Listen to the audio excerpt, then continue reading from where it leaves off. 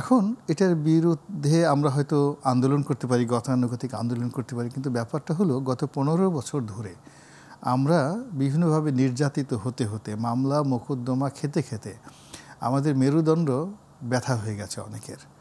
আমাদের মনের মধ্যে ভীষণ একটা ভয় সৃষ্টি হয়ে গেছে। পুলিশের বাঁশি অনেক দিন যাবৎ গত 6-7 মাস বাজে না, কিন্তু যারা গত 15 বছর ধরে পুলিশের বাঁশি শুনে আসে তাদের পিছনে যদি হঠাৎ করে 4-5টা পুলিশের বাঁশি ফু দেয়, আপনি দেখবেন যে সর্বনাশ হয়ে গেছে।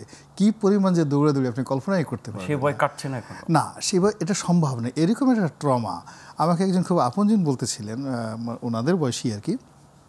আমি একটা শোতে বলছিলাম যে শেখ হাসিনা ফিরে আসতে পারে।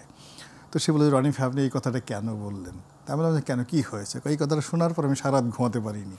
কারণ আমি তার দ্বারা যে নির্যাতিত হয়েছি, যে নির্যাতন আমার ফিজিক্যালি আমারকে যেভাবে অ্যাসল্ট করা হয়েছে, আমার ওই দৃশ্য মনে হওয়ার সঙ্গে সঙ্গে আমার শরীর সব এলোমেলো হয়ে যায়।